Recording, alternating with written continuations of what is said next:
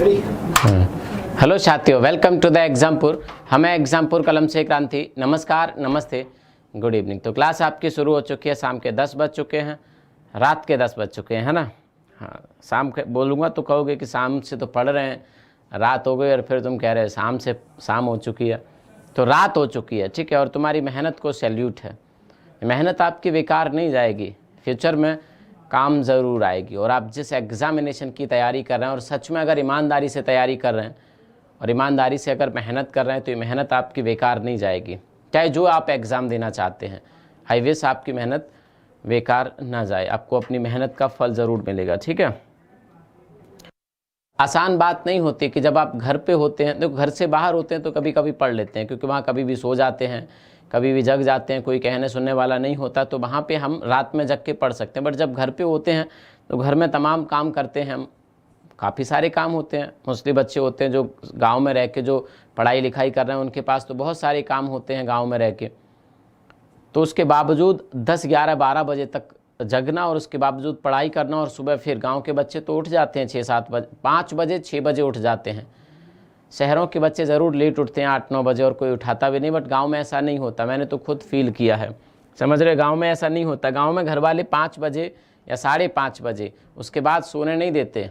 उसके बाद, समझ रहे हो मेरी बात को। तो गांव के जो सोने का तरीका होता है बस वही होता है, जल्दी सो जाओ, जल्दी उठ जाओ। तो उसके बावजूद भी अगर आप पढ़ रहे हो और सुबह जल्दी उठ जाते हो तो सच में काबिल तारीफ़ है।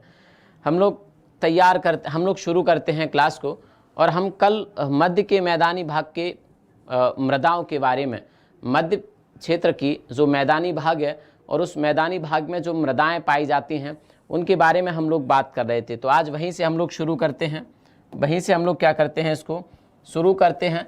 तो मैदानी भाग की मृदाएं, ठीक है।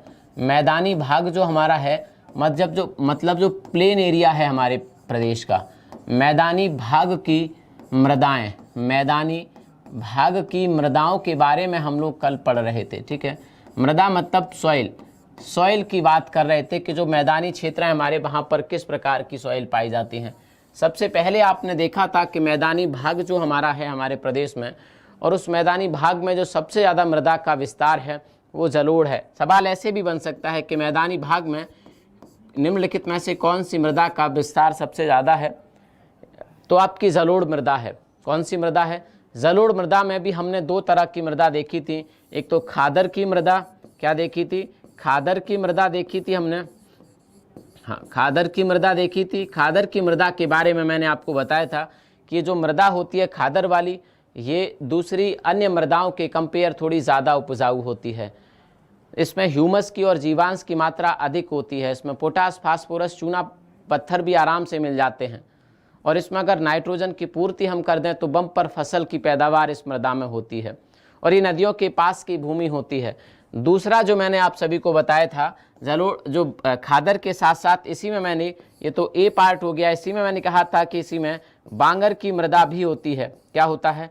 बांगर की मृदा भी होती है। बांगर की मृदा के बारे में मैंने बताया था आपको कि नदियों से दूर की भूमि होती है, नदियों से दूर की भूमि होती है, और इस मृदा का लगातार कई हजार वर्षों से उपयोग किए जाते रहने से इस मृदा में चेंजेस आते रहते हैं। ये तो आप जानते हो कि स्थानीय भिन्नता पाई जाती है मृदा में, स्थानीय भिन्नता पाई जाती है मृदा में। जैसे कि काली मिट्टी की अगर हम लोग बात करें तो काली मिट्टी का विस्तार भारत के कई क्षेत्रों में है, लेकिन ये हो सकता है कि इस क्षेत्र की काली मृदा में कुछ अलग तरह के तत्व पाए जाएं। वहाँ से जब थोड़ी दूर बढ़ोगे, 100-200 किलोमीटर पहुँच जाओगे, और वहाँ भी अगर काली मृदा मिलती है तो उसमें स्थानीय भिन्नता, उस क्षेत्र के आधार पर कुछ न कुछ भिन्नता पाई जाती है, और उसी मृदा में कुछ समय के बाद भिन्नता आ भी जाती है। तो दोनों केस होते हैं।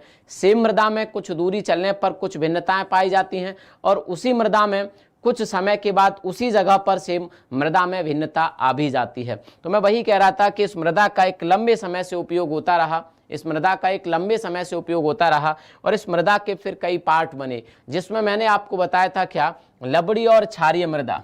तो दूसरी जो हमारी मृदा इस बागर क्षेत्र में बन गई है, वो लवणीय व क्षारीय मृदा के बारे में, लवणीय व क्षारीय मृदा के बारे में हमने बात करी, लवणीय व क्षारीय मृदा के बारे में हमने बात करी आपसे, ठीक है। मैंने कहा था कि इस प्रकार की मृदा का क्षेत्रफल हमारे प्रदेश में बढ़ता हुआ जा रहा है। कहाँ चले गए भाई, आ जाओ, कहाँ चले गए? गौरव सिंह मृदा आपने गलत लिखा है, ठीक है। तो लबड़ी व क्षारीय मृदा के बारे में हम लोगों ने बात की थी। आज जो हम तीसरी मृदा की बात करेंगे और उससे आगे की मृदाओं की बात करेंगे, चलेगा। तो इसी मैदानी भाग में तीसरे प्रकार की मृदा भी पाई जाती है, जिसे हम मरुस्थलीय मृदा कहते हैं, डेजर्टियन सॉइल कहते हैं। क्या कहते हैं हम लोग इसे? डेजर्टियन सॉइल कहते हैं, मरुस्थलीय मृदा कहते हैं। समझ रहे हैं मेरी बात को? इसे हम क्या कहते हैं? ये तो बेसिक होती है और इसमें सोडियम वगैरह जो होता है उसके केशिकत्व की, जो हमारी केशिकत्व की प्रक्रिया होती है और पानी भरता है और नीचे से हमारे सोडियम वगैरह पोटास वगैरह जब ऊपर आ जाते हैं तो ये मृदा लवणीय हो जाती है, सॉल्ट इसमें आ जाता है इस मृदा में। समझ रहे हो? तो लवणीय मतलब जो साल्टेड सॉइल होती है और बेसिक सॉइल होती है, उसके बारे में बात हमने कल कर ली थी। हम डेजर्टियन मृदा की बात करेंगे, मरुस्थलीय मृदा की आज बात करेंगे। तो हमारे कुछ हिस्से में, हमारे प्रदेश के कुछ हिस्सों में ये मरुस्थलीय मृदा पाई जाती है। खासकर मरुस्थलीय मृदा की अगर बात करें तो मरुस्थलीय मृदा का जो विकास हुआ है उस पर बात कर लेते हैं। देखो, आज जहाँ पे हमारा मरुस्थल है, खासकर राजस्थान के इलाकों में, अब से कई हजार वर्ष पूर्व पहले यहाँ पे चट्टानें हुआ करती थी। यहाँ पर क्या हुआ करता था? चट्टानें हुआ करती थी। ये चट्टानें हुआ करती थी, यहाँ पे रॉक्स हुआ करती थी। हुआ क्या कि यहाँ पे बरसात कम होती है इन क्षेत्रों में, ये शुष्क क्षेत्र हैं। तो बरसात की कमी से और भयंकर टेम्परेचर से, वर्षा की कमी से, भयंकर टेम्परेचर की वजह से दो कारण रहे थे। एक तो वर्षा की कमी, दूसरा कारण था टेम्परेचर बहुत अधिक था। तो ये चट्टानें ठंडी नहीं हो पाई, बरसात भी नहीं हुई और टेम्परेचर भी, तापमान भी बहुत ज़्यादा था इन क्षेत्रों का, और जिससे ये चट्टानें कभी ठंडी नहीं हुई और ये चट्टानें बारीक बारीक कणों में टूट गई। जब चीज़ें गर्म हो जाती हैं, आपने देखा होगा क्या होता है, जब चीज़ें गर्म हो जाती हैं तो वो टूटने लगती हैं। लोहा को देखो आप, लोहा को गर्म करके आप किसी भी शेप में उसको मोड़ सकते हैं।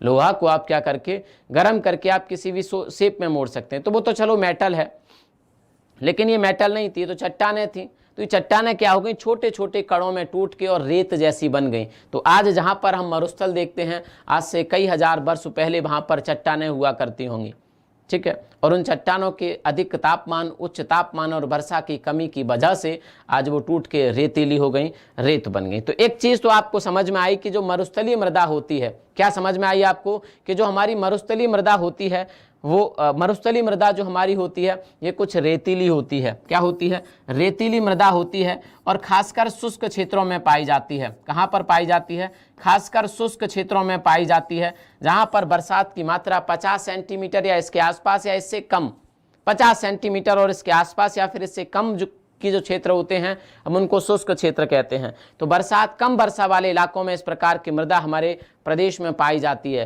ये मृदा खासकर जो पाई जाती है मरुस्थलीय मृदा, ये हमारे मथुरा में पाई जाती है। कहाँ पे पाई जाती है? मथुरा में पाई जाती है। कुछ अलीगढ़ का पार्ट है, कुछ हमारे आगरा का पार्ट है। इस मृदा का विस्तार मथुरा में, कुछ हमारे अलीगढ़ के पार्ट में है, ठीक है। तो मथुरा में विशेषकर ये मृदा पाई जाती है। इस मृदा के बारे में कहा जाता है कि इस मृदा में अगर सिंचाई की व्यवस्था आपके पास ठीक ठाक है तो आप अनाजों की खेती यहाँ पे कर सकते हैं। हाँ जी, कहाँ चले गए आज? तुम लोग डेली घटते चले जा रहे हो। चलिए कोई बात नहीं, बट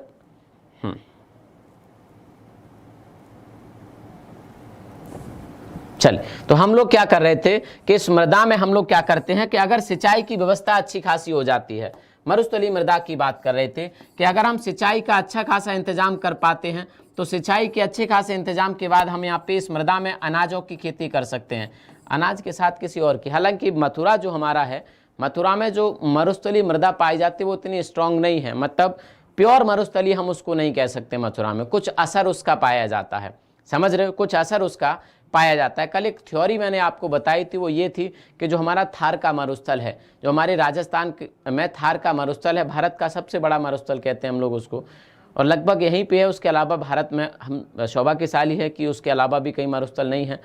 तो ये जो मरुस्थल है आपका, जो थ्योरी मैंने कल बताई थी कि जो बढ़ती हुई मरुस्थलीकरण की प्रक्रिया है या जो बढ़ते हुए मरुस्थलीय क्षेत्र को रोकता कौन है, तो मैंने आपको बताया कि जो अरावली की पहाड़ियां हैं हमारे यहाँ पे, अरावली की पहाड़ियाँ हैं, ये मरुस्थली मृदा को बढ़ने से रोक रही हैं, मरुस्थल के क्षेत्रफल को बढ़ने से रोकती हैं। क्यों? आपने मरुस्थल में देखा होगा कि जब हवाएं चलती हैं तो कभी यहाँ पे टीला बन जाता है मृदा का, इस मिट्टी का। हो सकता है कि जब आप कल इस स्थान पे जाएंगे तो यहाँ पे बिल्कुल प्लेन एरिया मिल जाए, आपको टीला ना हो, और अगली जगह टीला बन जाए आपका, अगली जगह टीला बन जाए, और यहाँ पे धूल भरी आंधियाँ बहुत होती हैं, तभी तो ये टीला बना। हवा चली काफ़ी तेज और यहाँ से बलुई मिट्टी होती है, रेतीली मिट्टी होती है, पकड़ कम होती है ज़मीन के साथ इस मिट्टी की, आपस ये उड़ जाती है मिट्टी तुरंत और अगले क्षेत्रों में चली जाती है। तो उसी प्रकार से जब ये धूल भरी आंधियाँ होती हैं राजस्थान में, धूल भरी आंधियाँ होती हैं राजस्थान में, जब ये हमारे उत्तर प्रदेश की तरफ बहती हैं तो अरावली पर्वत इसमें बीच में आ जाता है। समझ रहे हो? अरावली पर्वत इसमें बीच में आ जाता है और उत्तर प्रदेश में आने से इन आंधियों को रोक लिया जाता है। लेकिन अभी आप, क्योंकि आंधी तो स्थल पे ही चलती है ना, आंधी बादल की तरह आसमान में तो नहीं चलती है ना, बादल को नहीं रोक पाती। बादल को ये पहाड़ियाँ चाहे विंध्य की हो चाहे अरावली की हो, ये नहीं रोक पाती, क्योंकि बादल ज़्यादा ऊंचाई पे होता है, या जो बादल ज़्यादा ऊंचाई पे होता है, लेकिन ये आंधियों को रोक लेता है। तो क्या कह रहा था मैं कि जो हमारी धूल भरी आंधियाँ राजस्थान की तरफ से आती हैं उनको ये अरावली पर्वत श्रेणी रोक लेती है, और इसकी वजह से हमारी रक्षा हो जाती है। हमारे यहाँ पे ये जो मरुस्थली मृदा है उसका विस्तार नहीं हो पाया, नहीं तो आज हो सकता था कि उत्तर प्रदेश में भी इस मृदा का विस्तार हो चुका होता, इस मृदा का क्या हो जाता, विस्तार हो चुका होता। लेकिन कल मैंने एक बात आपको, एक शॉकिंग न्यूज़ बताई थी कि पिछले कुछ सालों में, पिछले 15-20 सालों में हम अरावली पर्वत के 34 पहाड़ खा गए। हम खनिजों के चक्कर में 34 पहाड़ हमने गायब कर दिए। इन 34 पहाड़ों के गायब होने की वजह से इस बार आपने देखा होगा कि उत्तर प्रदेश में धूल भरी आंधियाँ कुछ ज़्यादा आई थी इस बार। इनकी संख्या बढ़ती चली जाएगी अगर ये जल्दी नहीं रोकी गई। समझ रहे हैं मेरी बात को? हाँ चलिएगा, चलिए हम इस मृदा की बात कर रहे हैं। अगर इस मृदा में हम लोग खनिजों की बात करें, अगर हम इस मृदा में खनिजों की बात करें तो हमारी जो मरुस्थली मृदा होती है इसमें हमें लोहा और फास्फोरस की मात्रा अधिक मिल जाती है। इसमें अगर खनिज की बात करें इस मृदा में हम लोग, तो लोहा की मात्रा इसमें होती है। किसकी मात्रा होती है? लोहा की मात्रा इस मृदा में काफ़ी मिल जाती है। फास्फोरस की मात्रा इस मृदा में मिल जाती है, फास्फोरस की मात्रा इस मृदा में मिल जाती है। अब सवाल आपका क्या बनेगा? यहाँ से सवाल बनेगा कि प्रदेश में मरुस्थलीय मृदा का विस्तार है, प्रदेश में मरुस्थलीय मृदा का विस्तार है। क्या बनेगा? प्रदेश में मरुस्थलीय मृदा का विस्तार है। प्रदेश में क्या है? मरुस्थलीय मृदा का विस्तार है। वहाँ पे ऑप्शन लिखा होगा कि प्रदेश के दक्षिणी इलाके में, प्रदेश के दक्षिणी क्षेत्र में, प्रदेश के पश्चिमी क्षेत्र में, प्रदेश के दक्षिणी क्षेत्र में, प्रदेश के दक्षिणी पूर्वी क्षेत्र में। आप बताना जल्दी से, ठीक है? आपको कितना डायरेक्शन का ज्ञान है, कितना मैप का ज्ञान है? दक्षिणी पूर्वी क्षेत्र में, क्वेश्चन लिख रहा हूं मैं, ठीक है? दक्षिण पूर्वी क्षेत्र में, दक्षिण पश्चिमी क्षेत्र में, दक्षिण पश्चिमी क्षेत्र में मरुस्थलीय मृदा का विस्तार है, या फिर आपके पूर्वी क्षेत्र में, या फिर आपके पूर्वी उत्तर प्रदेश में या पूर्वी क्षेत्र में। अगर इसको हम ए माने तो इसको वी माने, इसको सी माने, इसको डी माने, तो आंसर क्या होगा? हमारे उत्तर प्रदेश में मरुस्थलीय मृदा का विस्तार कहाँ पर है? दक्षिणी क्षेत्र में, दक्षिण पूर्वी क्षेत्र में, दक्षिण पश्चिमी क्षेत्र में, या पूर्वी क्षेत्र में? तो आप जल्दी से बताइएगा कि हमारे उत्तर प्रदेश में, हाँ, लोहा और फास्फोरस की अधिकता इस मृदा में पाई जाती है। क्या पाया जाता है? लोहा और फास्फोरस की अधिकता इस मृदा में पाई जाती है। तो जल्दी से बताइएगा।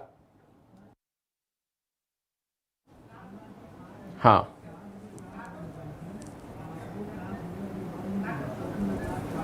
बताओ जल्दी से भैया। देखो कुछ लोग बता रहे हैं सी ऑप्शन। सी ऑप्शन क्या है? दक्षिण पश्चिमी। वैसे तुम लोग सीरियसली बताओ ना, सच्ची बात बताओ ना।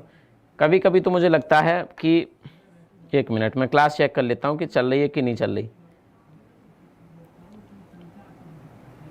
और अब तुम लोग ना धीरे धीरे IAS PCS वाले चैनल पे आना शुरू कर दो, ठीक है? IAS PCS वाले चैनल पे आना शुरू कर दो, वहीं ये क्लास चलाएंगे हम लोग, ठीक? हमने जो मुश्किल टॉपिक थे वो कवर कर लिए हैं।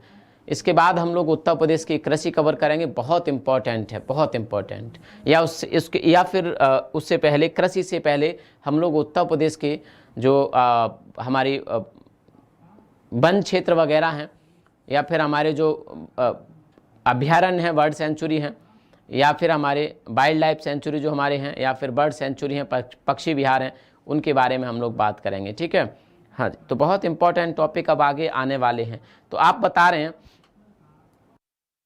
बिल्कुल सही, मैं यही कह रहा था कि कभी कभी मुझको लगता है कि तुम बुद्धू हो, कभी कभी लगता है, और वो लगता है एक दो विद्यार्थी की वजह से, क्योंकि एक दो विद्यार्थी कुछ ऐसे सवाल पूछते हैं जिनको सोच के लगता है कि क्या आज तक आप नहीं सीखे ये बातें। हो सकता है वो नए होते हों जिन्होंने तैयारी अभी शुरू की हो, ऐसे 2-4 रोज मिल जाते हैं, तो उनको सोच के लगता है कि नहीं यार, फिर क्या बिल्कुल जीरो के स्तर से बताना चाहिए। फिर लगता है कि नहीं, तो अगर जीरो के स्तर से आज के समय में बताएंगे तो हमारा जो बच्चा तैयारी बहुत कुछ कर चुका है, जिसको बहुत कुछ ज्ञान है, वो पीछे हो जाएगा, फिर उसका क्या फ़ायदा होगा, उसका क्या फ़ायदा होगा। लेकिन कभी कभी लगता है तुम लोग वास्तव में बहुत ज़्यादा होशियार हो। आपने बिल्कुल सही आंसर दिया है कि प्रदेश के दक्षिण पश्चिमी, जबकि मैंने नहीं बताया, मैंने सिर्फ बताया कि मथुरा में, अलीगढ़ में इस मृदा का विस्तार है। अलीगढ़ के पूरे क्षेत्र में नहीं, जो अलीगढ़ का क्षेत्र मथुरा के साथ लगता है, हरियाणा के साथ लगता है, उन क्षेत्रों में इसका थोड़ा बहुत विस्तार है, ज़्यादा नहीं है। समझ रहे हो। इस मृदा में मोटे अनाज की खेती की जा सकती है, जैसे कि बाजरा की खेती की जा सकती है, जैसे कि ज्वार की खेती की जा सकती है इस मृदा में। समझ रहे हो। इस मृदा में ज्वार और बाजरा की खेती की जा सकती है। राजस्थान में आप देख लीजिए, राजस्थान में इस मृदा का विस्तार बहुत ज़्यादा है, और राजस्थान इसीलिए बाजरा के उत्पादन में टॉप पे है, बाजरा के उत्पादन में इसीलिए टॉप पे है। तो कहीं ना कहीं चीज़ें लिंक करती हैं चीज़ें कहीं ना कहीं, ठीक है। तो क्या हो जाएगा, पूर्वी क्षेत्र नहीं होगा, इसका आंसर दक्षिण पश्चिमी क्षेत्र होगा। तो इस मृदा के बारे में हम लोग बहुत कुछ पढ़ चुके हैं, ठीक है। हाँ जी, इसके आगे चलते हैं। मैं इसको यहाँ से कट करूँगा, आप लोग चाहो तो इसको लिख लो, चाहो तो क्या, ये तो कंपलसरी आपको लिखना। यहाँ से मैं इसको मिटाता हूँ और अगली मृदा की बात कर लेते हैं। क्या कर लेते हैं हम लोग, अगली मृदा की बात कर लेते हैं। ये क्वेश्चन भी यहाँ से काटना पड़ेगा, ठीक है, क्वेश्चन भी क्या करना पड़ेगा, काटना पड़ेगा। तो 3 मृदाओं पे हमने बात कर ली थी। किस पे बात कर ली थी, अब 3 तरह की हमारे मैदानी भाग की 3 मृदाओं के बारे में बात हो चुकी है। जलोढ़ मृदा, जिसके कि 2 पार्ट थे, खादर और बांगर। लवणीय व क्षारीय मृदा, मैंने कहा कि प्रदेश के 10-12% एरिया पर, जिसमें आपका एटा है, जिसमें आपका अलीगढ़ है, ठीक है, अलीगढ़ का वो क्षेत्र जो, हाँ अलीगढ़, गलत होगी स्पेलिंग, जिसमें आपका क्या है, अलीगढ़ है, जिसमें आपका इटावा है, जिसमें आपका मैनपुरी है, और आगे के कई सारे क्षेत्र हैं, कानपुर देहात है, कानपुर है, फर्रुखाबाद है, बदायूं है, कासगंज है। इन क्षेत्रों में इस मृदा का विस्तार अब होने लगा है, जो कि हमारे लिए संकट की बात है। संकट की बात तो मरुस्थलीय मृदा भी है, समझ रहे मेरी बात को। संकट की बात तो हमारे लिए मरुस्थलीय मृदा भी है। इसी भाग में एक और मृदा पाई जाती है, जिसे हम भूड़ मृदा कहते हैं, ठीक है। एक और मृदा पाई जाती है जिसे हम भूड़ मृदा कहते हैं। भूड़ मृदा भी थोड़ा बहुत रेतीली मृदा की तरह ही होती है। ये जो भूड़ मृदा होती है हमारे प्रदेश में, गंगा और यमुना के तलहटी में, जो इनके आसपास के क्षेत्र होते हैं, गंगा, यमुना, और बिल्कुल, अब आप कहोगे कि आपने तो कहा था कि नदियों के पास की भूमि को तो हम जलोढ़ मृदा कहते हैं। अरे भाई, नदियों के पास की भूमि क्या 2 किलोमीटर तक की सुना होती है। मैंने कहा था कि नदियों की जो बाढ़ होती है वो कई किलोमीटर तक जाती है, नहरों का पानी जो होता है कई किलोमीटर तक जाता है। तो नदियों के पास की भूमि कोई आसपास की नहीं होती। हम जो भूड़ मृदा की बात कर रहे हैं, बिल्कुल इसके जो नदी की तलहटी होती है, नदी की जो धारा होती है, बिल्कुल आसपास की भूमि होती है। जहाँ पर आपने देखा होगा, कभी गंगा नहाने गए होगे आप गर्मियों के महीने में, अप्रैल और मई के महीने में, आप मार्च के महीने में, जून के महीने में गंगा नहाने चले जाओ तो गंगा में जल की बहुत कम मात्रा होती है। तो आपने देखा होगा कि गंगा नदी में आप खरबूजा की खेती की जाती है, खरबूज की, तरबूज की खेती की जाती है, ककड़ी की खेती की जाती है। तो जो ककड़ी, खरबूज, तरबूज की खेती की जा रही होती है गंगा में, गंगा से पानी लगा देते हैं, तो उसी मृदा को हम लोग क्या कहते हैं, भूड़ मृदा कहते हैं। समझ रहे हैं मेरी बात को। उसी मृदा को हम लोग क्या कहते हैं, भूड़ मृदा कहते हैं। तो भूड़ मृदा हमारी गंगा, यमुना और इसकी सहायक नदियों के बिल्कुल धारा के अगल बगल की मृदा होती है, जिन मृदाओं में हम गर्मियों के समय जायद की फसल कर लेते हैं। समझ रहे हो, जिन मृदाओं में हम लोग जायद की फसल इस मृदा में की जा सकती है। हम खरबूज, तरबूज और ककड़ी, कद्दू, लौकी, तोरई जैसी फसलें इस मृदा में हम लोग कर लेते हैं, क्योंकि नदी से तुरंत पानी लगा देते हैं। समझ रहे हो। इस मृदा के बारे में कहा जाता है कि यहाँ भी रेतीले टीले बन जाते हैं 10-12 फीट ऊंचे, जिस प्रकार से मरुस्थलीय मृदा के बनते हैं। तो ऑलमोस्ट लगभग सेम होती है, लेकिन इसके बनने का रीज़न अलग है, इसके बनने का रीज़न अलग है। समझ रहे हो मेरी बात को, इसीलिए हमने इन दोनों को अलग अलग रखा है। हाँ, तो तरबूज भी यहाँ पे आने लगे।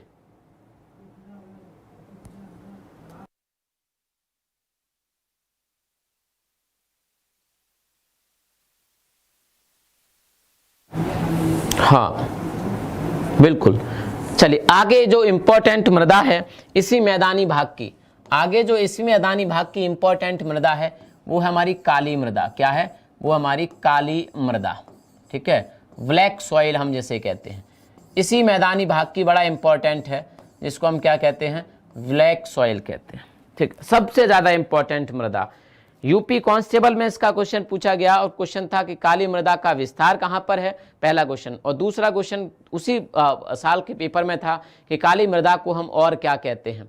दो क्वेश्चन पूछे गए थे इस काली मृदा से, तो मैं इसको ऊपर बढ़ा देता हूं क्योंकि वहां पे लिखना संभव नहीं है। हम अपने क्षेत्र की इन मृदाओं को, हम मैदानी भाग की मृदाओं को 4 तरह की मृदाएं, 5 तरह की मृदाएं पढ़ चुके हैं। मैं यहाँ पे लिखता हूँ ब्लैक सॉइल, ठीक है। यहाँ पे क्या करता हूँ मैं, काली मृदा की बात करते हैं। काली मृदा को काली मृदा नाम क्यों दिया गया? क्योंकि इसका रंग थोड़ा काला होता है। समझ रहे मेरी बात को, रंग थोड़ा काला होता है। भारत में काफी अधिक विस्तार है इस तरह की मृदा का, ब्लैक सॉइल।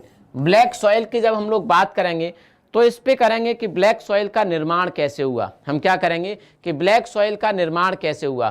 तो अगर इस मृदा के निर्माण की अगर हम लोग बात करें तो ये कहा जाता है कि पुराने प्राचीन समय में ज्वालामुखी का जो लावा था, समझ रहे हो मेरी बात को, ज्वालामुखियों का जो लावा था उस लावा के ठंडे होके फैलने से इस मृदा का निर्माण हुआ है। तो ज्वालामुखी के लावा से इस मृदा का निर्माण हुआ है। समझ रहे हो? हाँ जी, पता नहीं कितनी साल पुरानी बात होगी, भूगोल वाले लोगों से आप इस बात को पूछना, ठीक है। हाँ, मैं नहीं बताऊंगा क्योंकि फिर क्या हो जाएगा, भूगोल वाले कॉपीराइट का केस कर देंगे। समझ रहे हो? हाँ,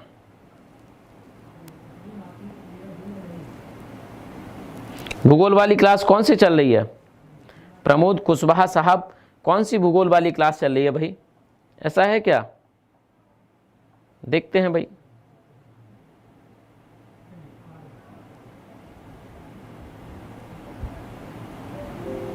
नहीं भाई, भूगोल की क्लास तो बंद है और क्लास में चुपचाप से आ जाए करो आप। समझ रहे हो? अच्छी बात नहीं है ये जो आप लोग कर रहे हो। चलिए, हाँ, क्या बात कर रहे थे हम लोग? हम बात कर रहे थे कि ज्वालामुखी के लावा के ठंडे होने से इस मृदा का निर्माण हुआ है, ज्वालामुखी के लावा से, ठीक है। विस्तार से आपको ज्योग्राफी वाले जो मैम हैं वही समझाएंगे, मैम हैं, सर हैं, जो भी हैं, ठीक है।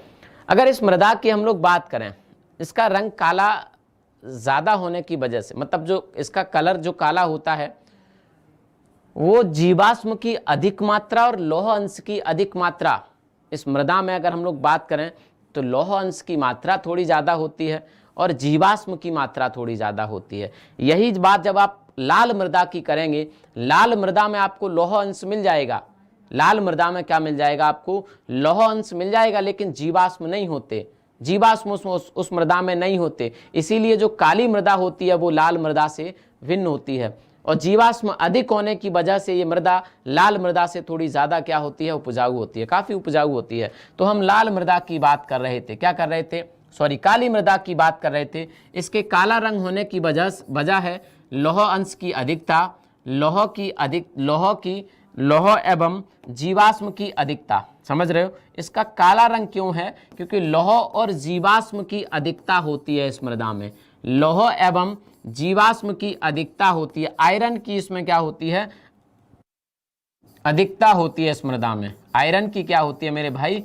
अधिकता होती है। समझ रहे हो? ज्वालामुखी के लावा के ठंडे होने से इस मृदा का निर्माण हुआ और इस मृदा में, इस लावा में लौह अंश पर्याप्त मात्रा में पाए जाते हैं धीरे धीरे इस मृदा में, इस ज्वालामुखी की लावा में जीवाश्म मिलते चले गए और बेहतरीन काली मृदा का निर्माण हुआ। समझ रहे हो मेरी बात को? बेहतरीन काली मृदा का निर्माण हुआ। अब बात आती है कि इस मृदा का विस्तार हम यूपी में अगर फाइंड आउट करें कि यूपी के किन क्षेत्रों में ये मृदा पाई जाती है, तो यूपी के जो हमारे पश्चिमी जिले हैं, हमारे उत्तर प्रदेश के जो पश्चिमी जिले हैं और कुछ बुंदेलखंड के जिलों में इस मृदा का विस्तार है। समझ रहे हो? उत्तर प्रदेश के हमारे पश्चिमी जिलों में, पश्चिमी उत्तर प्रदेश के जिलों में, समझ रहे हो? उत्तर प्रदेश के, हाँ, पश्चिमी उत्तर प्रदेश के जिलों में, पश्चिमी उत्तर प्रदेश के जिलों में, जैसे हमारा बुलंदशहर है, जैसे हमारा मेरठ है, इन क्षेत्रों में, मेरठ है हमारा, अलीगढ़ के कुछ क्षेत्रों में भी, ऐसा नहीं है कि अलीगढ़ में सीधे सीधे मरुस्थलीय मृदा है। मैंने कहा कि बहुत थोड़े पार्ट में, जो पार्ट अलीगढ़ का मथुरा से मिलता है, नगण्य है, हालांकि मरुस्थलीय मृदा अलीगढ़ में, मथुरा में ज़्यादा है। ठीक है, और ये भी कहा था मैंने आपको साथ में कि साथ के साथ कि मथुरा में भी उतनी स्ट्रॉन्ग मरुस्थलीय मृदा नहीं है, थोड़ा बहुत मतलब मरुस्थलीय मृदा की तरह है, क्योंकि ये एरिया शुष्क है, यहाँ पे बरसात नहीं होती ज़्यादा, गर्मी बहुत ज़्यादा भयंकर होती है मथुरा और आगरा के आसपास के क्षेत्रों में, और बरसात यहाँ पे होती नहीं है। समझ रहे मेरी बात को? तो इसीलिए यहाँ पे, और राजस्थान के बिल्कुल पास में है, राजस्थान से धूल भरी आंधियाँ इस मृदा की तरफ, इस क्षेत्र की तरफ चलती हैं, जिससे यहाँ भी क्या हो गया है, मरुस्थलीय मृदा का विस्तार हुआ है। हाँ जी, आगे चलते हैं हम लोग, आगे चलते हैं। तो मैं बात कर रहा था कि हमारे पश्चिमी उत्तर प्रदेश के कुछ जिलों में इस मृदा का विस्तार है, पश्चिमी उत्तर प्रदेश के जिलों में, पश्चिमी उत्तर प्रदेश के जिलों में, पश्चिमी उत्तर प्रदेश और बुंदेलखंड के किन क्षेत्रों में। बुंदेलखंड की मृदा को हम अलग से पढ़ेंगे, वहां पर कई प्रकार की मृदाएं पाई जाती हैं। ठीक है, बुंदेलखंड के क्षेत्रों में, बुंदेलखंड के क्षेत्र में। ठीक है, तो आपने देखा कि पश्चिमी उत्तर प्रदेश और बुंदेलखंड के कुछ क्षेत्रों में, जैसे कि झांसी है हमारा, जालौन है हमारा, इन क्षेत्रों में काली मृदा का भी क्या है, थोड़ा बहुत विस्तार है। हाँ जी, काली मृदा का क्या है, विस्तार है। सवाल एक और इससे बनता है कि इस मृदा को और क्या कहते हैं, इसके और नाम क्या होते हैं। आपने देख लिया कि इस मृदा का निर्माण कैसे हुआ, इसको काली मृदा क्यों कहते हैं, क्योंकि इसमें लौह और जीवाश्म की अधिकता होती है। आपने देखा कि इसका विस्तार कहाँ पर होता है, लेकिन मैं आपसे पूछता हूँ कि इस मृदा का और नाम क्या होते हैं। तो एक नाम होता है जो इस मृदा को कहते हैं रेगुर। क्या होता है? रेगुर इस मृदा का नाम होता है। रेगुर की अगर बात करें तो ये तमिल भाषा का एक शब्द होता है रेगदा। समझ रहे हो? तमिल भाषा का एक शब्द होता है रेगदा, उससे रेगुर बना है। उससे क्या बना है? रेगुर बना है मेरे भाई। समझ रहे हो? हाँ जी, समझ तो रहे हो ना बात को? ठीक, इसे कपासी मृदा। देखो हरि किशन आज सुबह से ज्ञान बांट रहा है, ये विद्यार्थी बेचारा सुबह से दे रहा है आज ज्ञान, बिल्कुल, और बिल्कुल सही ज्ञान भी दे रहा है। समझ रहे हो? बिल्कुल सही ज्ञान भी दे रहा है। तो इस मृदा को हम रेगुर मृदा भी कहते हैं और इस मृदा को हम कपासी मृदा भी कहते हैं। समझ रहे हो? इस मृदा को हम लोग रेगुर के साथ साथ कपासी मृदा भी कहते हैं। इस मृदा को क्या कहते हैं हम लोग?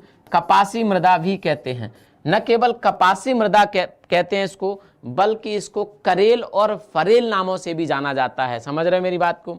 इस मृदा को हम लोग करेल और कई क्षेत्रों में फरेल, ये इसके स्थानीय नाम हैं।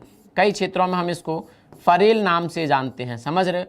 तो ये जो हमारी काली मृदा है, ये क्या है हमारी, जो ब्लैक सॉइल है हमारी, इस मृदा को हम लोग रेगुर मृदा कहते हैं। ये रेगुर जो आपका है तमिल भाषा के रेगदा शब्द से बना हुआ है। ठीक है, तमिल भाषा के, तमिलनाडु में भी इस मृदा का विस्तार है, तमिल भाषा के रेगदा शब्द से ये बना हुआ है रेगुर। कपासी मृदा की अगर बात करें तो कपासी भी इसी को कहते हैं। समझ रहे हो? और करेल और फरेल भी इसके नाम होते हैं। समझ गए यहाँ तक मेरी बात को? करेल मृदा जो आपके यूपी कांस्टेबल में पूछा गया था, वो नाम ये लिखा था, नाम क्या लिखा था आपका, जो नाम लिखा था रेगुर। कहा था कि काली मृदा को और क्या कहते हैं, उसमें एक ऑप्शन था रेगुर। बहुत सारे विद्यार्थी गलत करके आए थे क्योंकि उन्होंने सुना था सिर्फ काली मृदा और नहीं पता था कि और इसको क्या कहते हैं। तो विस्तार से जब चर्चा होती है चीज़ों की, तभी आप इसको कर सकते हैं। समझ रहे हो?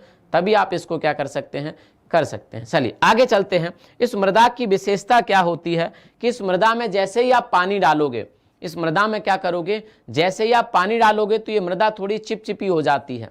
देखी होगी आपने, जैसे ही आप क्या डालोगे, पानी डालोगे, तो पानी डालने पर, जब आप खेतों की सिंचाई करते हो, पानी डालने पर यह मृदा थोड़ी सी चिपचिपी हो जाती है। हाँ, आपके पैर चिपकने लगते हैं, पैरों को पकड़ने लगती है। जिन खेतों में काली मृदा का विस्तार होता है, जिन खेतों में ब्लैक सॉइल होती है, उन खेतों में जब आप सिंचाई करोगे तो पैर आपके चिपकने लगते हैं, आपके पैरों पे काफ़ी ज़्यादा मिट्टी चिपक जाती है। तो पानी डालने पर यह मृदा चिपचिपी हो जाती है।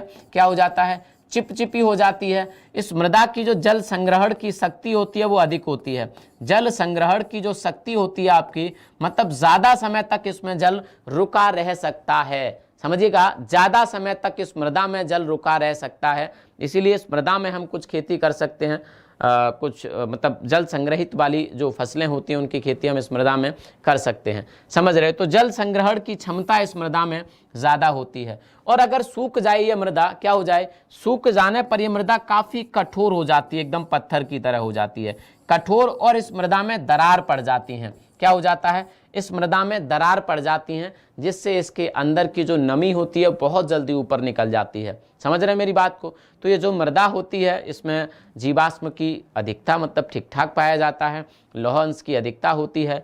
लौह अंश की पानी डालने पर ये मृदा हमारी चिपचिपी हो जाती है। जल संग्रहण की इसमें अच्छी क्षमता होती है, जल संग्रहण की क्षमता, वाटर स्टोरेज की अच्छी इसमें कैपेसिटी होती है, देर तक पानी को रोके रख सकती है।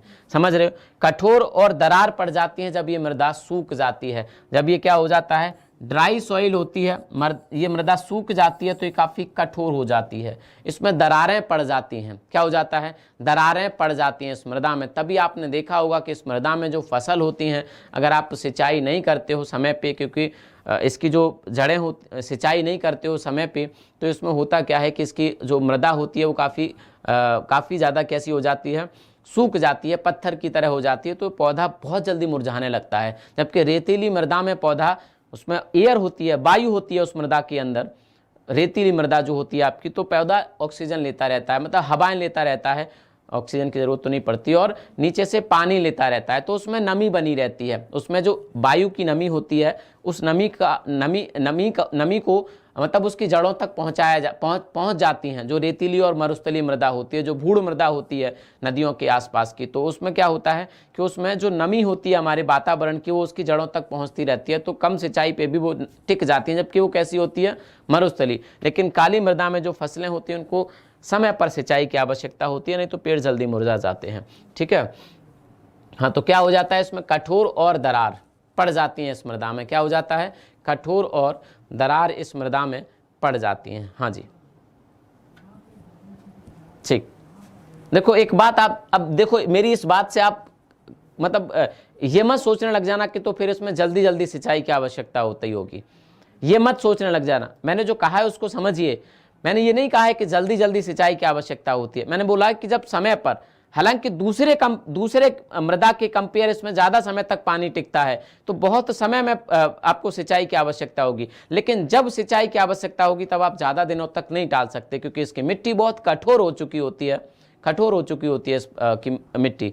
तो जड़ें आपस में तब संकुचित होने लग जाती हैं और पौधे पे इसका गलत असर पड़ता है। हालांकि इसमें लंबे समय तक पानी टिक जाता है, इन खेतों में नमी बनी रहती है, लेकिन जैसे ही मिट्टी सूखी, अंदर की नमी बाहर निकल गई और मिट्टी जैसे ही कठोर हुई, पौधों पे इसका गलत प्रभाव पड़ता है। ठीक है? तो कठोर और दरार पड़ जाती हैं सूखी मृदा के सूखने पर, मृदा के क्या होने पर? सूखने पर इसमें कठोर और दरार पड़ जाती हैं। फिर वही बात कि इसमें अगर खनिजों की बात करें तो लोहा तो मैंने आपको लिखा ही दिया, चूना की भी इसमें अधिकता होती है, फास्फोरस की भी इसमें अधिकता होती है। खनिजों की अगर बात करें, फास्फोरस की भी इसमें अधिकता होती है, ये गलत हो गया, फास्फोरस की भी इसमें अधिकता होती है। ठीक है? चूना की अधिकता होती है इसमें, लोहा की अधिकता होती है इसमें, फास्फोरस की अधिकता होती है इसमें, मैग्नीशिया की अधिकता होती है इसमें, एल्यूमिना की अधिकता होती है। तो मैग्नीशिया और एल्यूमिना, इनकी भी अधिकता होती है इस मृदा में। हालांकि नाइट्रोजन की कमी होती है, नाइट्रोजन की कमी तो बहुत सारी मृदाओं में होती है, बहुत सारी मृदाओं में नाइट्रोजन की कमी होती है। ठीक है? तो नाइट्रोजन की कमी होती है। ये मृदा काफ़ी उर्वर होती है, और इस मृदा में हम किस प्रकार की फसल करते हैं?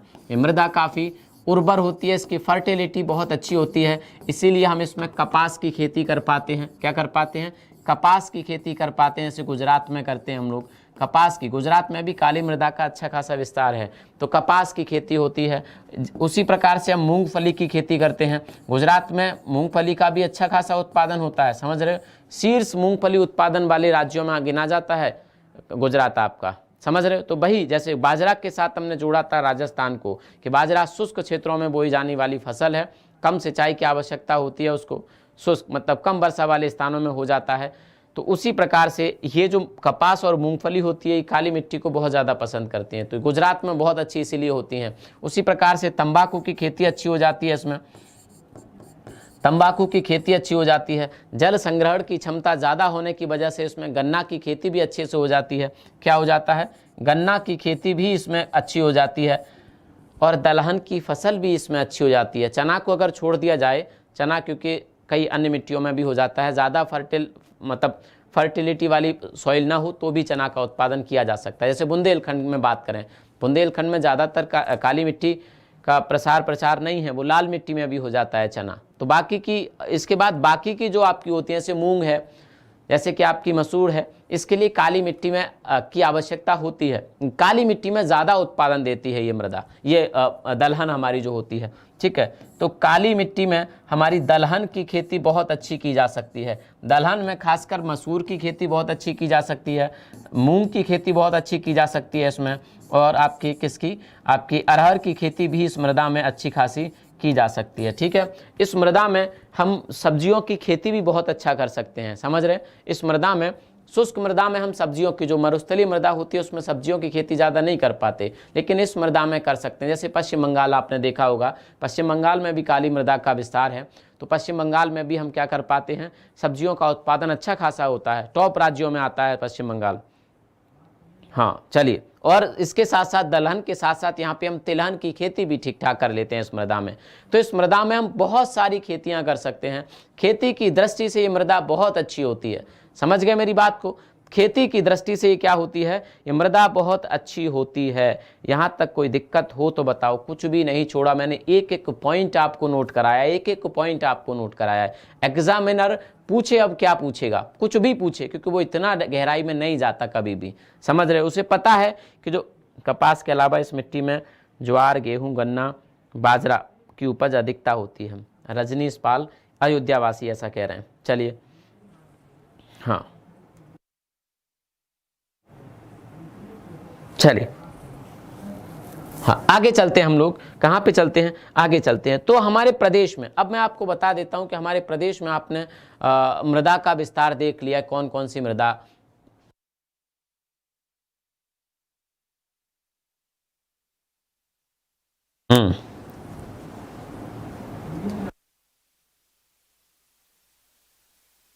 हमारे प्रदेश में आपने क्या देख लिया, हमारे प्रदेश में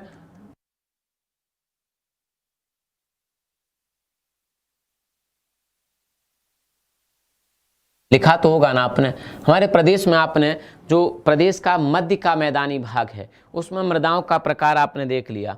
उसमें एक और मृदा आती है इसी भाग में, काली मृदा के बाद एक और आती है, कहते हैं क्या, माड़ मृदा कह सकते हैं इसको। हम क्या कह सकते हैं, माड़ मृदा कह सकते हैं। एक और मृदा होती है हमारी जिसे हम माड़ मृदा कहते हैं। माड़ से आप समझ रहे होंगे, जैसे आटा को मारते हैं, पानी डालते ही वो कैसा हो जाता है, चिपक जाता है, आटा फैलता नहीं है ना। तो माड़ मृदा से आप कुछ समझ रहे होंगे, समझ रहे हैं क्या, समझ रहे हैं आप माड़ मृदा से? माड़ मृदा से कुछ नहीं समझ रहे हैं। माड़ मृदा जो हमारी होती है ये पानी डालने पर काफ़ी ज़्यादा चिपचिपी होती है, काफ़ी ज़्यादा, काली मिट्टी से भी ज़्यादा चिपचिपी हो जाती है मृदा पानी डालने पर। और इस मृदा में हाँ, पानी डालने पर ये क्या हो जाती है, काफ़ी ज़्यादा चिपचिपी हो जाती है माड़ मृदा। छोटे से क्षेत्रों में ये मृदा का विस्तार है और वो है उत्तर प्रदेश के पश्चिमी ज़िलों में, उत्तर प्रदेश के कुछ एक पश्चिमी ज़िलों में, जैसे शामली वगैरह है, मेरठ है, सहारनपुर, इन कुछ क्षेत्रों में इस प्रकार की मृदा थोड़ी बहुत पाई जाती है। इस मृदा की विशेषता पश्चिमी उत्तर प्रदेश में, ठीक है, पश्चिमी यूपी में इस मृदा की जो विशेषता है वो ये है कि इस मृदा में एल्यूमिनियम और सिलिकॉन अच्छी मात्रा में पाया जाता है। समझ रहे मेरी बात को? एल्यूमिनियम और सिलिकेट इस मृदा में, सिलिकेट इस मृदा में काफ़ी ज़्यादा पाया जाता है। अगर इस मृदा में बात करें, इस मृदा में बात करें तो 60% सिलिकेट पाया जाता है, समझ रहे हो? 60% इस मृदा में, माड़ मृदा में सिलिकेट पाया जाता है 60%। साथ के साथ 15% इसमें आयरन पाया जाता है, आयरन के जो टोटल खनिज पाए जाते हैं हम उनमें से बात कर रहे हैं। ऐसा नहीं कह रहे कि हम 15% आयरन, तो आप 100 किलो मिट्टी उठाओगे और 15% लोहा, 15 किलो लोहा निकाल लोगे आप उसमें से, ऐसा नहीं कह रहा हूं मैं कह रहा हूं कि जो खनिज पदार्थ पाए जाते हैं इस मृदा में, उसमें से उन पाए गए खनिज पदार्थों में सिलिकेट 60% होता है, मतलब सिलिकेट की अधिकता होती है इस मिट्टी में। समझ रहे मेरी बात को। और आयरन की बात करें, नहीं तो फिर आप आज ही चले जाओ और क्या करो, वहां से मिट्टी उठाओ, 1 कुंटल मिट्टी उठाओगे, 60 किलो उसमें से सिलिकेट निकालोगे, 15 किलो आप लोहा निकालोगे उसमें से, और 25 किलो इसमें से क्या निकालोगे, एल्यूमिनियम निकालोगे, तो फिर आप तो माला माल हो जाओगे। ऐसा नहीं कह रहा हूं मैं कह रहा हूं कि जो खनिज पदार्थ इस मृदा में पाए जाते हैं उसमें से सबसे ज्यादा और आधे से भी ज्यादा सिलिकेट होता है। इसीलिए पानी पड़ने पर ये इसमें इन चीज़ों की अधिकता होती है सिलिकेट की, इसीलिए मृदा थोड़ी जल्दी चिपक जाती है, चिपचिपी हो जाती है, और चिपचिपी होने की वजह से ये ज़्यादा उर्वरक नहीं होती है, मृदा ज़्यादा उर्वर नहीं होती। चलिए, तो हम देख चुके हैं, हम सारी मृदा समझ रहे हो, हम मध्य के मैदानी भाग की सारी मृदा देख चुके हैं। अब हम बुंदेलखंड की बात करेंगे, हम दक्षिण के पठारी भागों की मृदाओं की बात करेंगे। ये बहुत महत्वपूर्ण है, यहाँ से सवाल पूछे जाते हैं।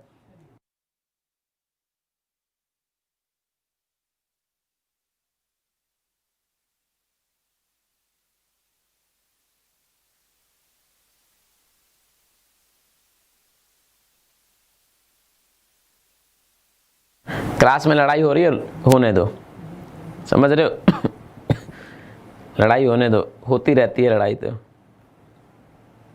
समझ रहे हो, लड़ाई होती रहती है, चलने दिया करो। थोड़ा इनका भी ना दिमाग फ्रेश हो जाता है लड़ाई बड़ाई करके।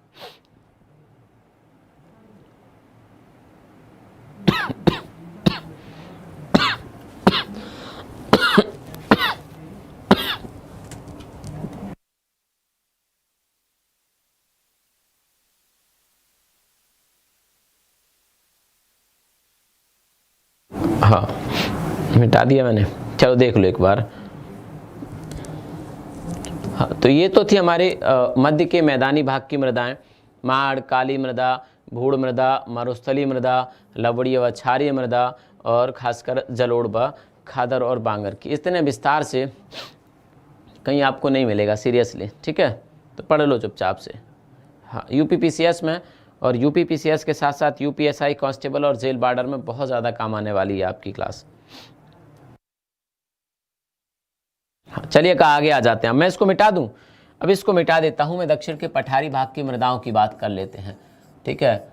दक्षिण के पठारी भाग, जो हमारा प्लेटो वाला एरिया है, पठारी भाग के मृदाओं की बात कर लेते हैं। उसमें सबसे इम्पोर्टेंट जो मृदा है दक्षिण के पठारी भाग में, वो है हमारी लाल मृदा। क्या है जो सबसे इम्पोर्टेंट मृदा है हमारे, रेड सॉइल है, ठीक है। क्या है ये रेड सॉइल, 2 तरह की होती है वैसे तो, ठीक। रेड सॉइल लाल मृदा है हमारी, क्या है, लाल मृदा है।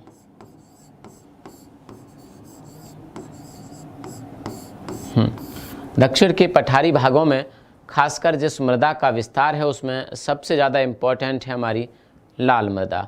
इस लाल मृदा की अगर हम लोग बात करें तो झांसी में इसका विस्तार है, कहाँ पे है, रेड सॉइल का, झांसी में इसका विस्तार है।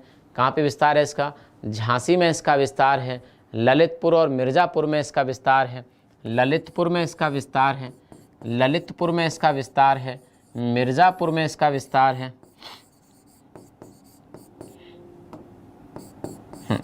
ललितपुर में इसका विस्तार है, मिर्ज़ापुर में इसका विस्तार है, सोनभद्र, चंदौली और बांदा में भी इसका विस्तार है, ठीक है। कहाँ पे है, सोनभद्र और चंदौली, सोनभद्र, चंदौली रेड कलर की पाई जाती है यहाँ पे मृदा कुछ, ठीक है। चंदौली और आपका क्या हो जाएगा, बांदा, बांदा में इसका विस्तार है। ज़्यादातर विस्तार आपको देखने को कहाँ मिलता है इसका, पठारी भाग में, इसीलिए मैंने ऊपर पठारी भाग डाला हुआ है। लेकिन आप यहाँ पे देख पा रहे हो कि कुछ एक ऐसे जनपद हैं जो पठारी भाग के हिस्सा नहीं है, जिसमें हमारा मिर्ज़ापुर भी है, जिसमें हमारा सोनभद्र भी है, जिसमें हमारा चंदौली भी है। ये पठारी भाग के हिस्सा नहीं है, समझ रहे हो, लेकिन यहाँ भी लाल मृदा का विस्तार पाया जाता है। अब इस मृदा का विस्तार कैसे, इस मृदा का निर्माण कैसे हुआ तो आपने मिर्ज़ापुर की ग्रेनाइट सुनी होगी, लाल ग्रेनाइट। जिनसे जैसे कि हमारा ये बना है, लाल किला दिल्ली का बना है, आगरा का लाल किला बना है, लखनऊ में तमाम इमारतें बनी हैं इस मिर्ज़ापुर के ग्रेनाइट से, समझ रहे हो। दिल्ली का संसद भवन बना है, राष्ट्रपति आवास बना है इस आपके मिर्ज़ापुर के ग्रेनाइट से। तो इन्हीं ग्रेनाइट चट्टानों के टूटने से, समझिएगा मेरी बात को कि मैं क्या रहा हूँ, कि इन्हीं ग्रेनाइट नीस शैलों के या चट्टानों के विखंडन होने से, उनके टूटने से इस मृदा का निर्माण हुआ है, समझ रहे। तो ये जो ग्रेनाइट होती है रेड वाली, ग्रेनाइट के साथ साथ नीस जो शैलें होती हैं हमारी, नीस शैल होती हैं हमारी, इनके टूटने से, इनके विखंडन होने से इस मृदा का, इस रेड सॉइल का निर्माण हुआ है। इसीलिए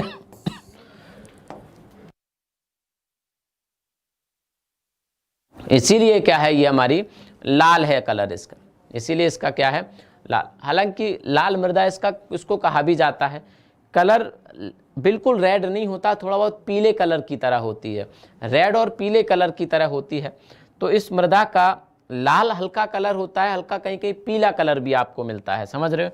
तो इसका जो रंग होता है इस मृदा का लाल रंग होता है, या फिर थोड़ा बहुत पीला सा, येलो हिस्सा, रेडिश और येलो हिस्सा, रेडिश या फिर येलो हिस्सा कलर कुछ होता है इसका, ठीक है। मतलब थोड़ा बहुत पीला जैसा कलर भी होता है, येलो हिस्सा या रेडिश सा थोड़ा बहुत कलर होता है इसका, लाल या पीला कलर की होती है। इस मृदा में अगर बात करें तो नाइट्रोजन की भारी कमी होती है, इस मृदा में फास्फोरस की भी भारी कमी होती है, इस मृदा में जीवांश की भी भारी कमी होती है। तो फास्फोरस की भी कमी है, नाइट्रोजन की भी कमी है, और आपके जीवांश की भी कमी है। इतनी चीज़ों की कमी है इस मृदा में, तो फर्टिलिटी तो वैसे ही इसकी कम हो जाएगी अपने आप। तो इसीलिए इस मृदा की जो फर्टिलिटी होती है वो बहुत कम होती है, समझ रहे हैं, ज़्यादा नहीं होती। फर्टिलिटी मतलब जो उर्वर क्षमता होती है इस मृदा की, क्या होती है, जो इस मृदा की उर्वर क्षमता होती है वो काफ़ी कम होती है। समझ गए मेरी बात को, काफ़ी कम होती है।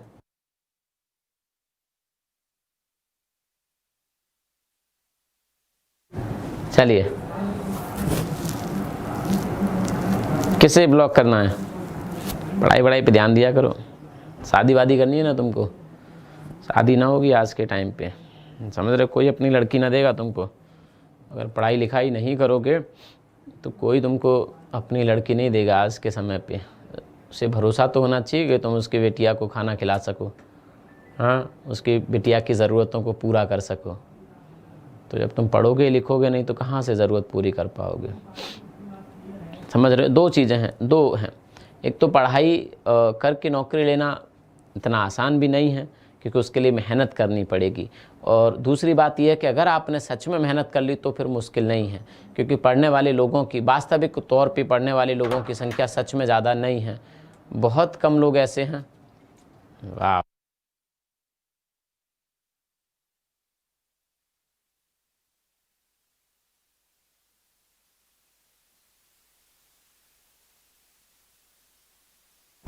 हाँ, करनी है तो फिर पढ़ाई लिखाई करो ना, तभी तो तुम्हारी होगी। पढ़ोगे लिखोगे नहीं तो कहाँ से हो जाएगी। तो आपने रेड जो लाल मृदा होती है उसको समझ लिया है। कहाँ पे है इसका विस्तार, इसका विस्तार है झांसी में, इसका विस्तार है ललितपुर में, इसका विस्तार है बांदा में, इसका विस्तार है मिर्ज़ापुर में, इसका विस्तार है चंदौली में, इसका विस्तार है सोनभद्र में। इन क्षेत्रों में इसका विस्तार है। कहने का मतलब ये है कि मतलब हमारे दक्षिणी हिस्से में, दक्षिण पश्चिमी हिस्से में, मथुरा आगरा नहीं, दक्षिणी हिस्से में ललितपुर वाला जो हिस्सा है, मध्य दक्षिणी हिस्से में कह सकते हैं इसको, या फिर दक्षिण पूर्वी हिस्से में इस मृदा का विस्तार है। ये जो हमारा चंदौली है, ये जो हमारा मिर्ज़ापुर सोनभद्र, ये दक्षिण पूर्वी हिस्सा पड़ता है हमारा, ठीक है। तो इस मृदा का विस्तार वहीं पर। इसके बाद एक और मृदा होती है, इसके बाद क्या होती है, एक और मृदा होती है जो लाल मृदा के ही मिलती जुलती होती है, लाल रंग की ही होती है, लेकिन इस मृदा की जो खनिज पदार्थ अलग प्रकार के होते हैं, इसका निर्माण थोड़ा अलग हुआ है, इसीलिए कहते हैं हम इस मृदा को परवा मृदा या पड़वा मृदा या फिर पड़ुआ मृदा, ठीक है। तो एक दूसरी मृदा जो हमारे दक्षिण के ही भागों में पाई जाती है, जिसको हम परवा मृदा कहते हैं। परवा के साथ साथ इसको हम पड़ुआ भी कहते हैं, पड़वा भी कहते हैं, या फिर कहीं कहीं इसको पड़वा भी कहा जाता है। तो पड़वा मृदा की अगर हम लोग बात करें तो इसका रंग, जल्दी से ख़त्म करते हैं, इसका रंग भी क्या होता है, लाल रंग की मृदा होती है। ये भी क्या होता है, लाल रंग की मृदा भी होती है। देख के तो आप अंदाज थोड़ा सा कम लगा पाएंगे,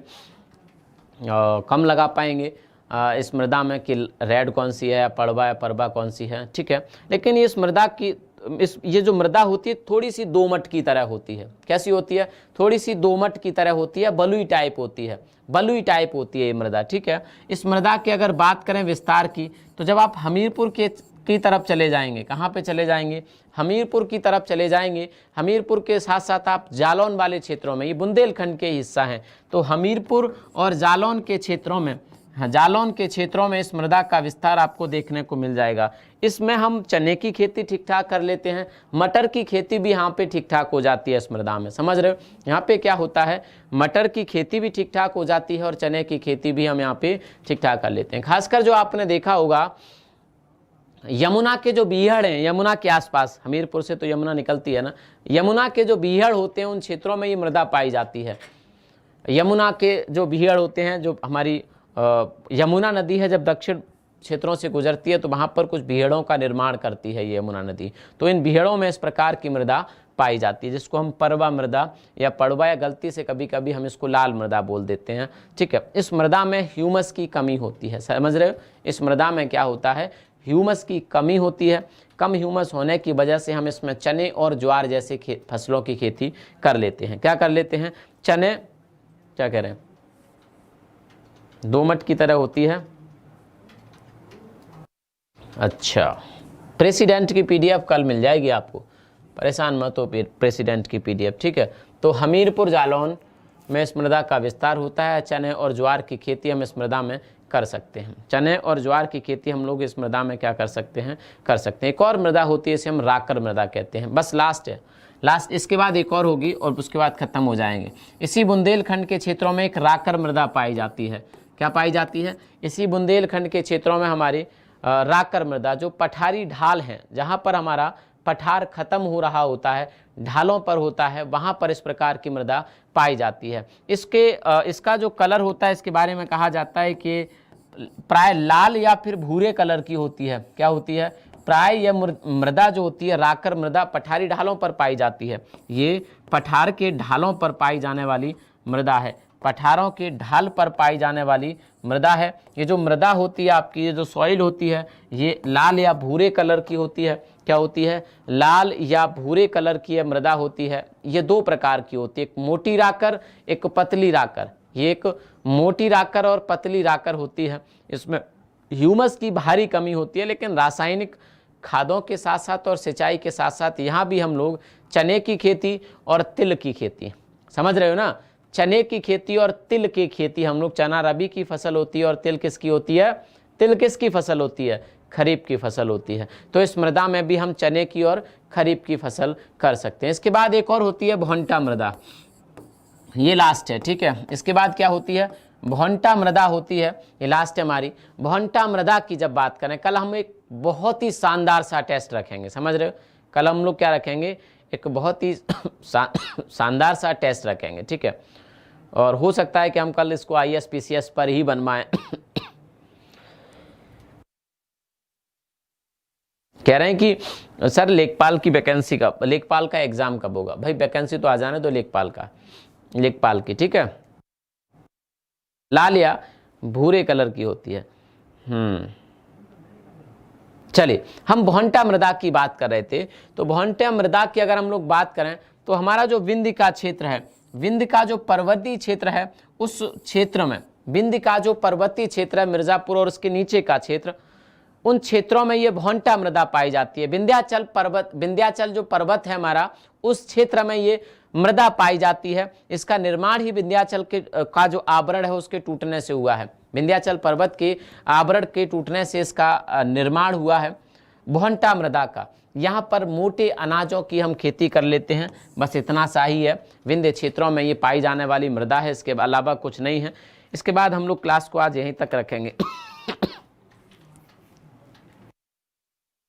11 बजे की क्लास नहीं होगी। तुम देख रहे हो मुझे कितनी ज़्यादा खांसी आ रही है, इसीलिए तो मैंने 7 से 11 बजे करवाई थी। अब मैं उसको कल फिर से 7 बजे कर दूंगा। इस संडे को हम 5-6 घंटे की क्लास ले लेंगे पॉलिटी की, ठीक है, 7 बजे वाली क्लास में।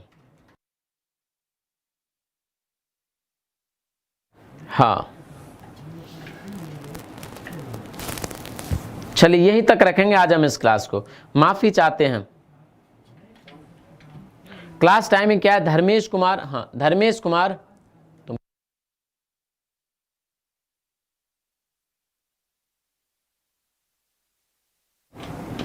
क्लास की टाइमिंग क्या है?